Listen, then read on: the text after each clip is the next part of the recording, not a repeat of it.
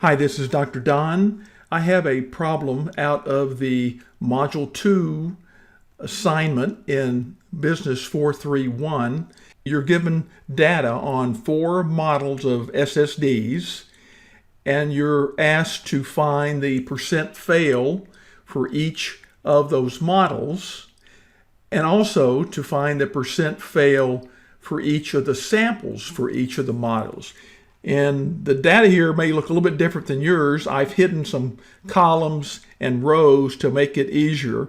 There are 30 samples, 1 through 30, for each model, and then there's 100 observations for each sample for each model. So you just do the math real quick. That means there's a total of 3,000 observations for model X and another 3,000 for model Y, and so on. Now, the first thing you need to do is to find the percent fails for each of the 30 samples. And the way I'm going to do that is just to click down here below. I'm going to add in 4 rows to get a little bit of space and insert those. So now I've got room. I'm going to put some labels here, counts. Now I've got those rows labeled. I'm going to put my cursor there and hit equal and start typing count. And there are a number of count functions.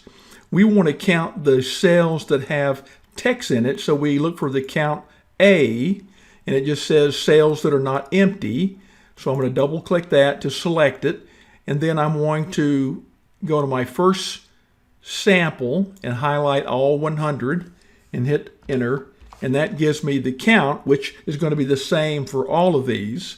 And then the fails, I'm going to go equal count. This time I want count if, and the range will be the same range, comma, and I want to count every time it sees fail. Whoops.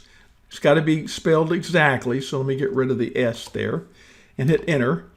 And it shows I've got 5 fails on that first sample of model X, and of course that gives me a percent of that divided by that 0.05, and I'm going to change that to percent and add a couple of decimal places. So that's 5% fails for the first sample of model X.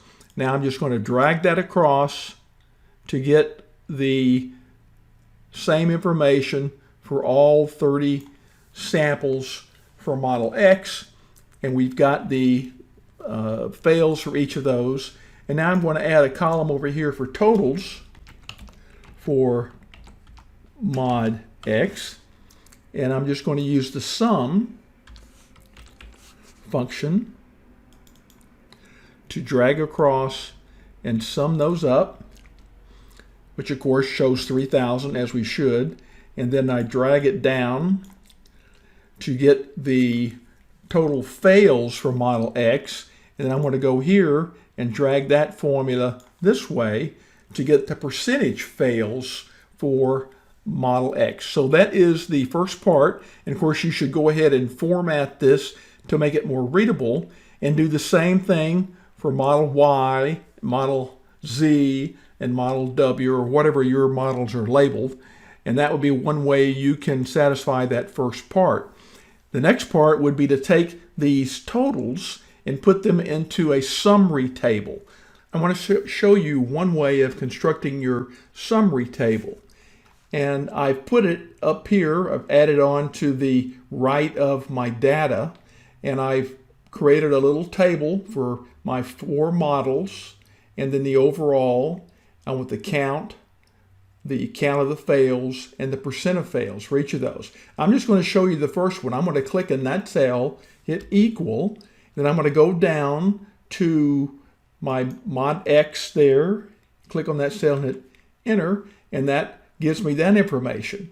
My fails, I'm going to click in that cell, enter, and click there to get my fails, and then my percent fail, I'm going to click that cell and click down here, and then I've got these linked. And the reason I want to link this information is so that it's always up to date. If I got new information over here, let's say we had one more failure,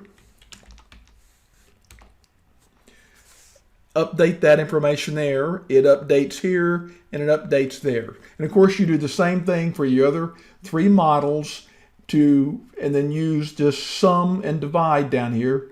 Okay, I've completed the table using the same process. Now I'm going to show you very briefly how to construct a chart from this. I'm going to select my model column there, hold down the control key, then I'm going to select the last 2 columns, the fail count and the percent fail. Let go of the control key and go to Insert, Recommended Charts, and Excel will think about it and recommend a chart. You may get something slightly different. Mine came up with a clustered column chart, and I'm going to say I'm going to accept that. Click OK. And so I've got the basic chart there. And of course you will need to format the chart, put the axis titles on there, put appropriate chart title. You may want to change some things here. If you're a purist, the percent fails are not really a continuous distribution, but for communicating, I kind of like this. One thing I would do would be to click on first the columns there, right click, and add my data labels there. So I've got my counts on top, and then I'm going to click on the orange line, right click again, add data labels, and that way I've got my percentages. And what you can do is click on each one of those and drag it to move it and then format it so it's a little more legible. But that's a quick way of creating a chart. And again, you've got to format it properly to make it communicate, but it's that simple. Hope this helps.